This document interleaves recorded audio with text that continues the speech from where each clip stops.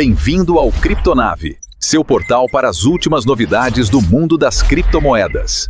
Geralmente, quando a gente pensa em campo de batalha, a mente vai direto para aquela imagem bem clássica dos livros de história, né? Trincheiras de terra, tanques pesados. Exato. Fumaça escura cortando o horizonte.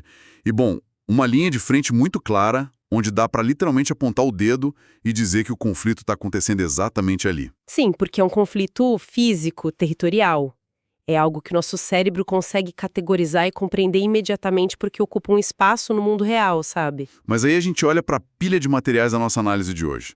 Temos dezenas de relatórios financeiros, despachos de agências reguladoras, dados extraídos direto de redes blockchain e notícias de tecnologia fresquinhas. E de repente aquela linha de frente clássica... Ela simplesmente desaparece. Estamos olhando para uma paisagem de guerra que é honestamente invisível a olho nu. Terra rico em petróleo, mas a própria infraestrutura global da confiança, do valor e do fluxo de capitais. Certo, vamos desempacotar isso. Porque o que estamos vendo aqui é como uma mesma tecnologia de ponta consegue ser usada para evadir sanções internacionais de um lado e criar fortunas formidáveis para famílias políticas do outro.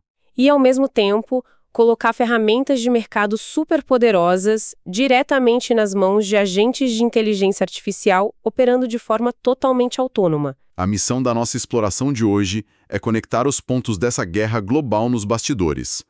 É o embate massivo entre a autonomia tecnológica, representada pelos criptoativos e pela IA, e o controle institucional implacável dos governos, bancos centrais e sistemas de impostos. E a verdadeira história para quem nos ouve não está na flutuação diária dos preços das moedas digitais. Os gráficos de alta e baixa são só a espuma da onda. A correnteza real, aquela que arrasta continentes inteiros, está na mudança da infraestrutura. O dinheiro puramente digital e a inteligência artificial estão colidindo de um jeito tão violento e rápido que forçam o sistema financeiro tradicional a se adaptar de maneira radical. E para entender como essa engrenagem funciona na prática, a gente precisa começar pelo dinheiro invisível. Exatamente. Antes de falar sobre como governos e grandes bancos estão criando novas regras, a gente precisa olhar para onde as regras atuais simplesmente não estão alcançando. E não estamos falando de pequenos hackers, estamos falando de estados-nação. O exemplo mais cristalino disso no momento atende pelo nome de A7A5. Trata-se de uma stablecoin, ou seja, um criptoativo desenhado em código para manter um valor estável atrelado a um ativo do mundo real. Mas, diferentemente da maioria que segue o dólar, a A7A5 é atrelada ao rublo russo. Caramba! E ela opera majoritariamente na rede blockchain Tron. A ascensão tem sido meteórica. Demais. Foi lançada no início de 2025 e já movimenta quase 175 milhões de dólares por dia. Nossa, o que coloca ela no top 3 de tokens com maior atividade em toda a rede Tron, superando até alternativas bem estabelecidas como a USDG. A capitalização de mercado já passou dos 486 milhões de dólares. É muito volume. Mas eu tenho que perguntar, por que a rede Tron? Por que não usar o Bitcoin, o Ethereum para movimentar esse dinheiro? Essa é a chave técnica da questão. O Ethereum, por exemplo, é super seguro, mas as taxas de transação podem ser altíssimas e a rede congestiona. A arquitetura da Tron foi construída com foco em alta capacidade de processamento e taxas que custam frações de centavos. Ah, faz sentido. Então, para movimentar grandes volumes de capital de forma rápida e barata é a via ideal. E o porquê de tudo isso importar é o que revela a verdadeira utilidade. Não tem especulador de varejo ali. Como é atrelada ao rublo, não há o que especular. A A7A5 é uma ferramenta puramente funcional. É infraestrutura de pagamentos transfronteiriços na veia. No contexto pós-invasão da Ucrânia, os relatórios apontam que entidades russas encontraram nessa stablecoin uma via expressa para driblar sanções ocidentais. Contornando o sistema SWIFT, exatamente. Eles foram banidos de lá. Então, a A7, A5, processou mais de 100 bilhões de dólares em transações em cerca de um ano. E os documentos apontam laços diretos com o oligarca Ilan Shor e o banco estatal russo PSB, que está sob sanções pesadas. Se conectarmos isso ao cenário maior, o que os dados nos provam é que as stablecoins deixaram de ser apenas um token de nicho de corretora. elas se tornaram armas geopolíticas oficiais. Quando atores globais movimentam bilhões fora do olhar ocidental, a dinâmica de poder muda completamente. É literalmente como se tivessem construído uma rede de túneis de alta velocidade por baixo de todas as alfândegas globais. A riqueza se move em plena luz do dia no blockchain, mas totalmente fora do radar dos bancos de Nova York ou Londres. Pois é. Mas claro, se alguém constrói túneis por baixo das muralhas, os donos das muralhas não vão ficar parados assistindo, né? Com certeza. O que nos leva ao inevitável contra-ataque institucional. Se a tecnologia permite ignorar o sistema, os grandes centros de capital do mundo decidiram dominar e absorver a tecnologia para impor as próprias regras. E os despachos mostram isso acontecendo globalmente. Em Hong Kong, a autoridade monetária, a HKMA, está preparando licenças de stablecoins, mas os favoritos para receber essas licenças são gigantes como HSBC e Standard Chartered. Bancos seculares. Exato. Bancos que já emitem papel moeda por lá. Ou seja, Hong Kong não quer descentralização, quer inovação, a velocidade dos túneis, mas com as catracas controladas pelos mesmos bancos de sempre. E vemos esse padrão na América Latina também. No Brasil, a Cast levantou 80 milhões de dólares para expandir um neobanco focado só em stablecoins. Já no México, a tokenização movimenta 400 milhões. Valores altíssimos. Sim, mas a pesquisa da EY que analisamos aponta algo revelador. 49% dos participantes dizem que o mercado não explode de vez porque a regulação ainda é lenta e faltam mercados secundários formais. A mensagem é clara: o capital institucional só entra onde há regras. Trazendo uma notícia fresquinha sobre isso, o presidente da SEC nos Estados Unidos, Paul Atkins, assinou um memorando com a CFTC dizendo que a nova interpretação de que a maioria das criptos não é valor mobiliário é apenas um começo, não um fim. Um sinal de que as regras vêm aí. Mas espera aí, eu preciso fazer o papel de advogado do diabo aqui.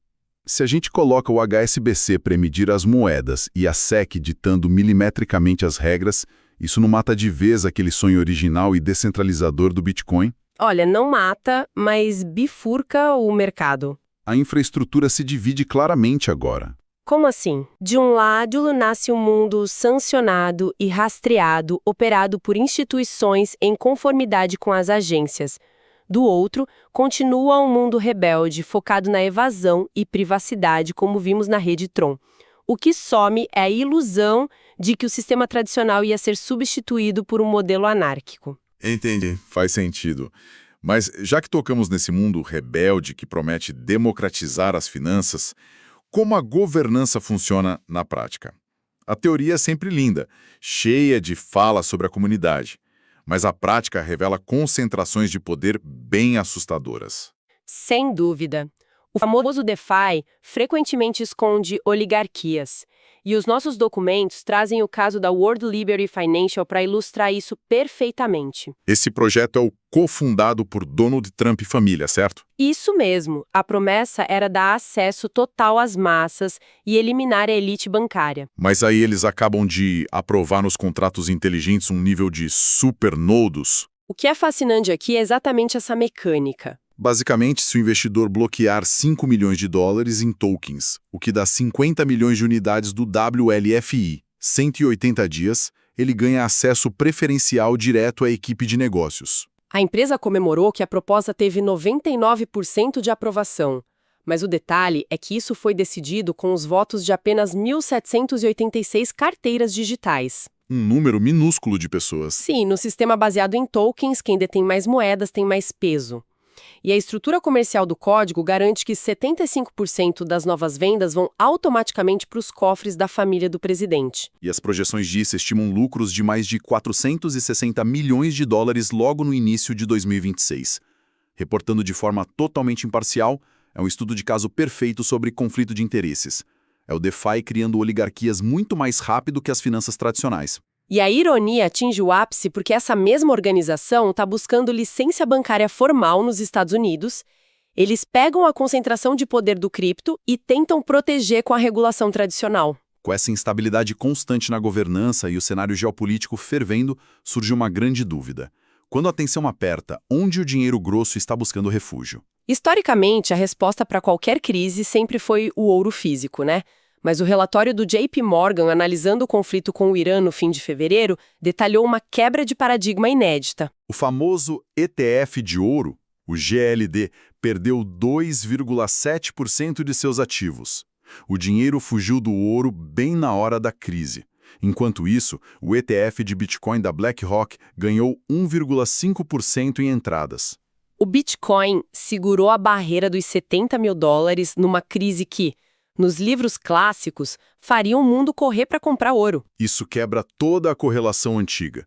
Mas por que essa mudança? É pura física e logística. Se alguém precisa mover capital para fora de uma zona de conflito, o ouro é um pesadelo. É pesado, exige cofres, escoltas, pode ser confiscado em qualquer aeroporto. Já bilhões em Bitcoin podem ser transportados memorizando 12 palavras na cabeça. A portabilidade vence a tradição. Exato. Mas precisamos ter cautela porque fundos de hedges estão aumentando o interesse em posições operando contra o ETF de Bitcoin para se proteger de volatilidade. Aqui é onde a coisa fica realmente interessante. O Anthony Scaramucci previu que o Bitcoin vai a $1.500.000 em 15 anos para igualar os 35 trilhões do mercado de ouro. O capital está apostando que a infraestrutura de refúgio será matemática e não física. O que nos empurra para a próxima engrenagem. Se tudo está ficando digital, quem ou o que vai operar isso no futuro? A resposta não parece ser humana. E a gente tem um contraste enorme em duas notícias. Primeiro, a Cursor, uma IA para escrever código de software, está negociando uma rodada de investimento com um valuation absurdo de $50 bilhões. Um salto imenso dos 29 bilhões do ano passado. E no outro extremo, a gigante Adobe superou as expectativas com $6,4 bilhões em receita de lucro. Mas as ações despencaram 7% no After Hours e acumulam perdas de 60%. E qual foi a justificativa do mercado? O CEO Shantanu Narayan vai sair após 18 anos. O mercado entrou em pânico temendo que a Adobe não consiga lidar com a disrupção da IA. É como ter um navio cargueiro extremamente lucrativo, mas o mercado se desespera porque o capitão vai se aposentar bem quando um tsunami chamado inteligência artificial aparece no horizonte. O capital de risco agora premia a autonomia. A Cursor vale 50 bilhões porque a IA está passando de assistente passivo para agente ativo, que executa processos complexos sozinho. E o que acontece quando combinamos dinheiro cripto ultra rápido com IAs autônomas? Eu confesso que não quero dar a chave do meu cofre para um robô movimentar meu dinheiro. Como impedir um desastre? Essa é a fronteira técnica atual. Os relatórios mostram a Fundação Cardano lançando a Veridium Wallet versão 1.2, integrando protocolos como Carry e ACDC. Aquelas autoridades delegadas, né? Isso. Cria-se uma identidade digital auditável para IA com limites restritos. Ela ganha permissão para ler gráficos e relatórios, mas é bloqueada de assinar contratos financeiros. E a notícia da MoonPay integrando agentes de IA com a Ledger soma exatamente aí. Basicamente, eles construíram um sistema onde a IA faz toda a pesquisa, monta a estratégia de investimento, mas na hora H, a inteligência artificial tem que pedir autorização física. Uma ponte de ar mecânica. É como dar uma mesada para a IA, mas a senha do cartão fica no bolso do dono. Quem investe tem que olhar a telinha da Ledger e apertar os botões físicos. Isso resolve o problema crítico da confiança. As chaves privadas nunca saem do hardware. É a ligação perfeita entre a velocidade da IA e a segurança da custódia. Sensacional. Nós temos dinheiro ágil e IAs operando transações. Mas se alguém pensa que isso garante viver à margem do sistema, a Receita Federal tem outros planos, né? Isso levanta uma questão importante. O Plano de Controle Tributário de 2026 da Espanha é um choque de realidade sobre o fim do anonimato. Eles não estão nem criando novos impostos no Congresso, estão só apertando o cerco digital nos metadados. O alvo são influenciadores de temporada, usuários de criptomoedas e clientes de neobancos. O governo espanhol oficializou que cruza dados de cartões e transferências do sistema Bizum, aquele sistema de pagamento instantâneo deles. E a ironia da blockchain é que, embora criada com ideal cypherpunk de privacidade, ela deixa um rastro indelével. É impossível apagar o registro. Com o cruzamento de dados atual, a economia online é um ambiente mais fácil de ser fiscalizado pelo Estado em toda a história. Então, o que isso tudo significa para quem acompanha o nosso mergulho nos dados de hoje? A tecnologia deu saltos monumentais, com IA e criptoativos. Sem dúvida. Mas governos, bancos e agências de impostos não estão sendo substituídos. Eles estão engolindo e moldando essa tecnologia para vigilância, tributação e controle geopolítico. E com estruturas como a World Liberty, a elite só atualiza o formato dos privilégios. Uma síntese perfeita. E para deixar um pensamento provocativo final, vimos que IA já possuem credenciais para agir em nosso nome e que os governos rastreiam cada centavo digital na blockchain. Certo. A verdadeira questão para os próximos anos não é só como controlaremos nossas IAs financeiras, mas o que acontecerá quando a Receita Federal implementar os seus próprios agentes autônomos de IA. Chegará o dia em que um agente autônomo privado e um agente autônomo do governo negociarão o pagamento dos impostos em criptomoedas em uma fração de segundo, liquidando contratos sem que nenhum cidadão sequer precise preencher um aplicativo. De código e silício. Muito obrigado a todos que dedicaram seu tempo para acompanhar essa exploração profunda. Continuem atentos aos movimentos da infraestrutura e até a nossa próxima análise.